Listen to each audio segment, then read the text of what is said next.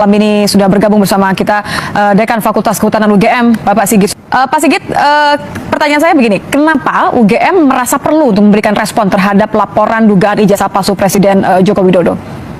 Baik, jadi sebetulnya seperti dikatakan oleh Pak Wakil Rektor tadi bahwa kita akan mengklarifikasi bagi alumni kami yang kemungkinan dipertanyakan keabsahan dari ijazah-ijazahnya.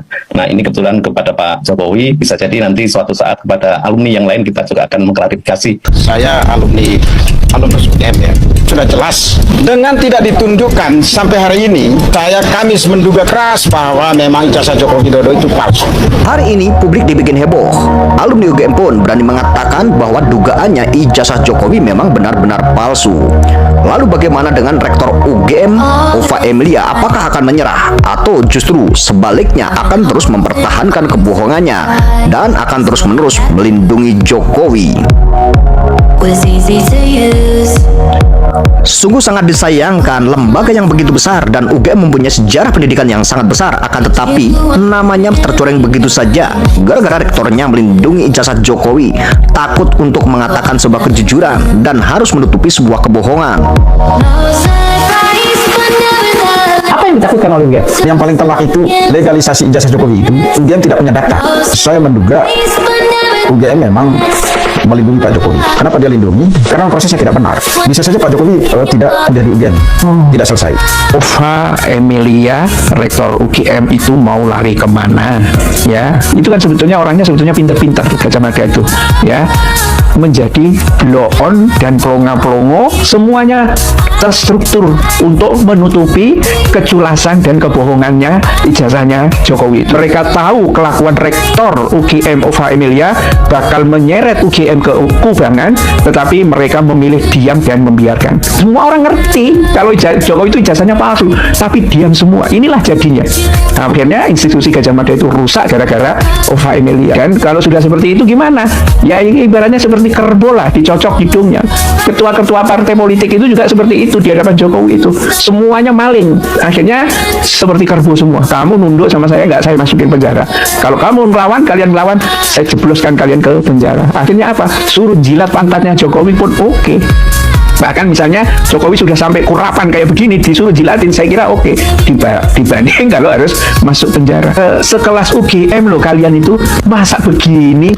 Ya, dan itu banyak disebarkan. Malu harusnya. Tapi karena ada maling-maling yang ada di UGM itu, akhirnya orang yang baik-baik yang tidak berbicara dan tidak mau menyanggah keberadaan maling-maling itu supaya disingkirkan, akhirnya mereka kena batunya semua. Gara-gara melindungi Jokowi, akhirnya semua kena batunya. Dan rektor yang selalu melindungi Jokowi dan tidak pernah ada kejujuran sedikit pun mengenai tentang Jokowi, bahkan tidak ada ketransparanan. Akhirnya polemik ini semakin melebar luas dan berbagai spekulasi muncul bahwa Jokowi ijazahnya palsu itu memang benar. Jika ijazah Jokowi asli, mereka tidak akan bingung-bingung dan mereka tidak akan repot-repot untuk menutupi sebuah kebohongan, bahkan harus mempertaruhkan integritasnya. UGM pun ikut diseret-seret dalam pusaran ini. Foto di ijazah sama keterangan Pak Kasmujud, bukan pembimbing baik akademik maupun skripsi. Ya harusnya kalau orang pernah kuliah, pernah ujian skripsi, dia hafal ya, dosen pembimbing. Dosen pembimbingnya pasti hafal lah. Apalagi menjadi orang. Bukan Pak, yang tahun 2017 kan Bapak tampil di TV bersama Pak Jokowi. Bapak kan di situ Pak Jokowi mengatakan Pak Jokowi bolak-balik bimbingan skripsi. Bapak kan itu yang salah. Ijazah yang dipakai untuk kepentingan untuk jabatan publik itu merupakan informasi publik. UGM di satu sisi dia sangat ngotot, tapi memberikan alibi yang sangat lemah. UGM tidak punya data kapan Jokowi melakukan legalisasi. Saya menduga aja sih ini palsu. Jadi, kita semakin yakin dan mungkin sebagian masyarakat pun curiga kenapa UGM melakukan banding, mengajukan keberatan ke PT UN, walaupun akhirnya memang ditolak. Dan kenapa UGM keberatan atas putusan KIP yang memutuskan bahwa ijazah Jokowi milik publik dan bisa diakses oleh publik. Dari sini, kita bisa menyimpulkan bahwa UGM ketar-ketir dan ketakutan karena tidak mempunyai data legalisir ijazah Jokowi yang sah, sehingga UGM harus mengajukan banding dan harus mengajukan keberatan ke PT UN. Tak hanya itu saja, kecurigaan-kecurigaan mengenai tentang ijazah Jokowi dan tentang Ova Emilia atau rektor UGM yang selalu menutup-nutupi. Dan bukan hanya satu alumni UGM saja yang curiga bahwa dugaannya ijazah Jokowi palsu. Ada alumni UGM lagi, bahkan ini dulu adalah pendukung Jokowi garis keras pun meyakini bahwa dugaannya ijazah Jokowi palsu dan saat ini tidak mau lagi mendukung Jokowi. Saya termasuk tahun 2017 itu membela Pak Jokowi ketika tentang ijazah ini. Cuma memang sekarang menjadi kok lebih kontroversi lagi ya. Kalau dulu kan kita percaya nih foto-foto ini benar-benar di UGM. Cuman persoalannya kenapa ijazahnya nggak dimuncul-munculin ya? Saya ini kan junior dia di UGM. Jadi kenapa saya bela beliau? Satu, kesederhanaan, kedua sama-sama UGM. Dari situlah kecurigaan-kecurigaan pun muncul mengenai dugaan tentang ijazah Jokowi karena memang banyak sekali kejanggalan dan kejanggalannya. Bukan hanya masyarakat saja yang curiga dengan dugaan ijazah palsu Jokowi, akan tetapi alumni UGM pun juga meragukan tentang keaslian ijazah Jokowi. Akan tetapi ini ada informasi yang sangat-sangat mengerikan sekali. Jika kita mencermati apa yang dikatakan oleh orang ini, mari kita simak video selengkapnya agar kita semua tidak gagal dalam memahaminya. Ova Emilia, rektor UGM itu mau lari kemana? Ya, katanya dokumen Jokowi dari mahasiswa sampai sarjana itu lengkap ya. Dan inilah skandal yang ada di UGM itu akhirnya dibongkar ketika ada sidang KIP ya tentang keterbukaan informasi publik yang mengharuskan lembaga-lembaga publik itu ketika ada permohonan untuk mendapatkan dokumen itu bisa melihat atau mengkopinya ya. Dan kita melihat dalam sidang yang digelar kemarin dari Gajah Mada itu kan sebetulnya orangnya pintar-pintar Gajah Mada itu ya, menjadi blow on dan pelongo-pelongo kayak pura-pura nggak tahu ketika ditanya hal yang sederhana dari Pauline, ketua sidang ya, hakim di pada sidang keterbukaan informasi publik itu. Dan kenapa orang-orang Gajah Mada itu seperti itu semua? Ya semuanya merujuk kepada Ova Emilia, dialah pimpinan tertinggi ya. Dan Ova Emilia ini dipilih oleh Pratikno ya, Pratikno berada di bawah naungan Jokowi. Semuanya terstruktur untuk menutupi keculasan dan kebohongannya ijazahnya Jokowi itu. Ova Emilia yang mengatakan ya, Pak Jokowi sarjana, semua dokumennya lengkap, dan itu diulang juga dengan pembantu rektornya juga seperti itu. Dan ketika ada dies natalis kedua dalam 1 tahun yang sama, Fakultas Kehutanan, mungkin karena Jokowi pengen dies natalis, nggak apa-apa, dilayani, disambut dengan meriah ya kan ya, sarjana kebanggaan Universitas Gajah Mada, tetapi pada akhirnya justru menjerumuskan Gajah Mada ke lubang kebohongan yang kayaknya tidak berujung, kecuali kalau Jokowi itu memberikan pengakuan bahwa dia berbohong. Tapi berat banget kelihatannya untuk bisa sampai pada pengakuan Jokowi, karena Jokowi juga akhirnya tahu resikonya. Kalau saya menyatakan bahwa saya berbohong terhadap ijazah ini, orang akan nuntut macam-macam, dan memang akan seperti itu. Tetapi kenapa Ova Emilia terus menerus berbohong? Ini banyak yang mengatakan begini pemirsa. Ini dari Melik Sumanandar. Ini pertama, kesalahan para Civitas Akademika UGM itu sendiri ya. Mereka tahu kelakuan rektor UGM Ova Emilia bakal menyeret UGM ke kubangan, tetapi mereka memilih diam dan membiarkan ya. Padahal ya ini kata Ikhlasul Amal apa siapa itu yang kemarin Sofyan Effendi, mantan rektor UGM ya, yang sempat didatangi polisi macam-macam itu. Dia punya mantu di UGM, semua orang ngerti kalau Jokowi itu Ya, halo teman-teman, kembali lagi bersama saya di channel ini. Kita sudah menyaksikan bagaimana cuplikan video yang sangat menarik. Dan tentu teman-teman, sebelum kita berda lebih dalam isu panas hari ini, jangan lupa untuk berikan komentar kalian dan subscribe channel ini agar teman-teman tidak ketinggalan informasi menarik yang kita sampaikan. Teman-teman, di cuplikan video kali ini kita melihat belakangan ini publik kembali dihebohkan oleh polemik dugaan ijazah palsu mantan Presiden Joko Widodo yang terus memanas. Isu ini bukan sekedar bola liar di media sosial, melainkan sudah masuk ke ranah hukum formal mulai dari persidangan di Komisi Informasi Pusat KIP hingga ada argumen para saksi ahli. Mari teman-teman kulik satu persatu fakta dan jalannya persidangan ini. Pertama, kita highlight aksi dan orasi keras dari sejumlah pengacara serta alumni Universitas Gadjah Mada atau UGM. Mereka mendesak agar penegak hukum bertindak tegas, profesional, dan jujur tanpa pandang bulu. Salah satu alumni UGM, Dr. Edi Hardung, secara terbuka menyuarakan agar rektorat dan para alumni UGM segera membentuk tim independen untuk menelusuri serta membuktikan keabsahan riwayat akademik dan ijazah tersebut. Ya, beliau membandingkan langkah ini dengan ketegangan akademisi Universitas Indonesia atau UI yang dengan cepat membentuk tim independen saat meninjau ulang gelar Dr. Bahlil. Ya, maksud dinamika persidangan KIP, pertarungan diawali dengan perdebatan teknis seputar validitas bukti digital, di mana teman-teman majelis hakim menguji keaslian tautan Google Drive dan tukaran atau tangkapan layar atau screenshot dari media sosial. Hal ini teman-teman menjadi sangat krusial di era sekarang sebab bukti digital rawan dimanipulasi sehingga membutuhkan penelusuran rekam jejak digital atau digital forensik yang sah di mata hukum.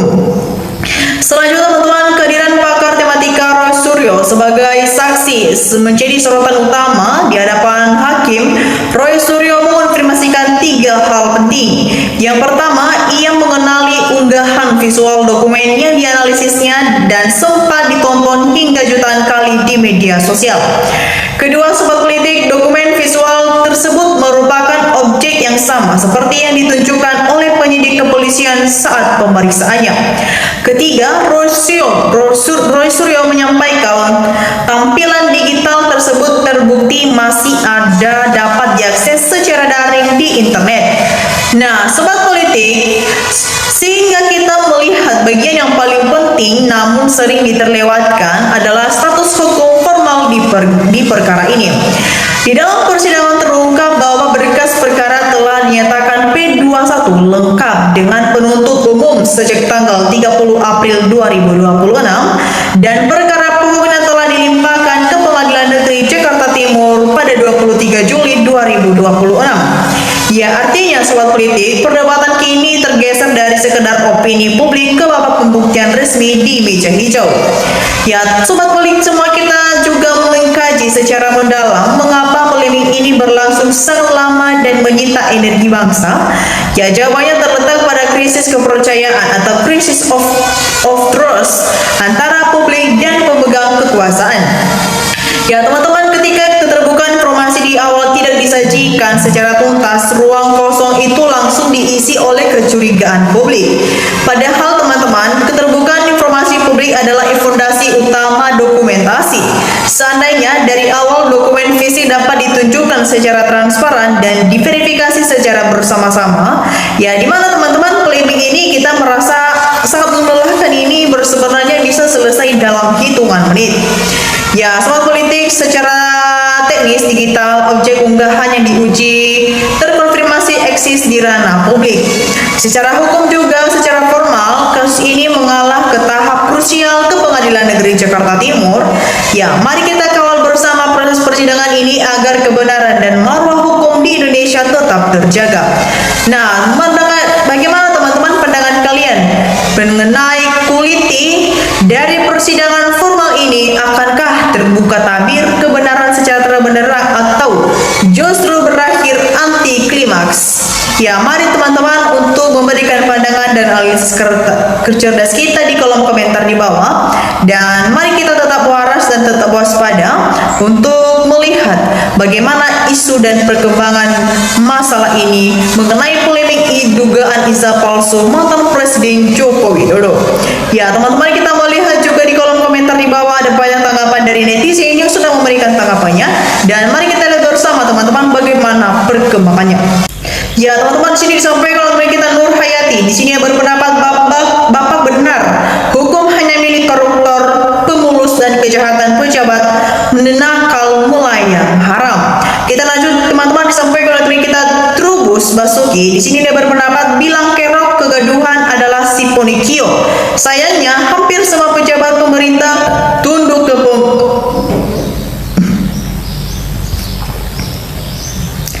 Ya teman-teman, di sini disampaikan oleh teman kita Nur Hayati. Di sini dia berpendapat teman-teman Bapak benar, hukum hanya milik koruptor, pemuluskan kejahatan pejabat, nakal menghalang yang benar. Kita lanjut teman-teman, disampaikan oleh teman kita Trubus Basuki. Di sini dia berpendapat teman-teman biang kerok kegaduhan adalah si Pinocchio.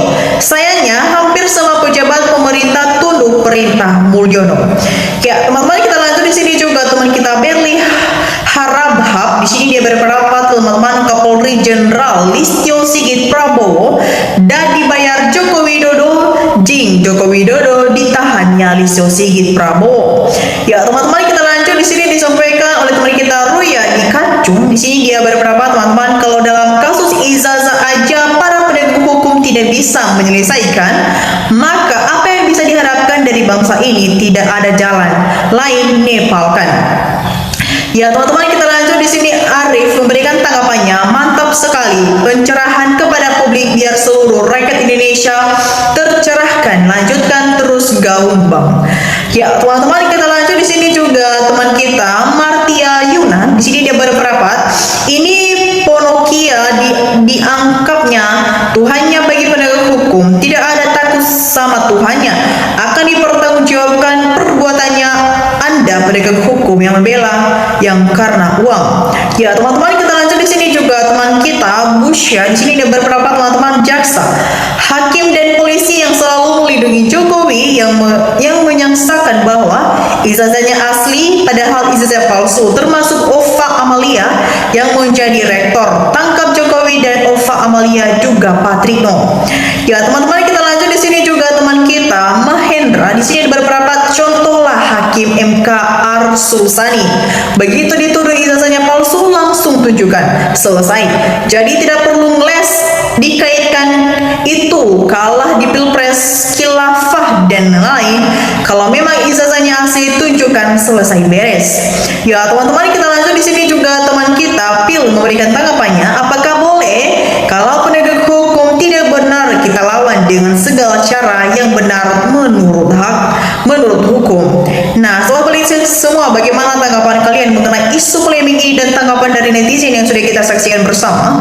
Jangan lupa teman-teman untuk berikan analisis kalian di kolom komentar di bawah. Dan demikian saja untuk cuplikan video kali ini dan pembahasan kita. Jangan lupa saksikan video berikutnya yang tak kalah menarik. Dan salam NKRI, harga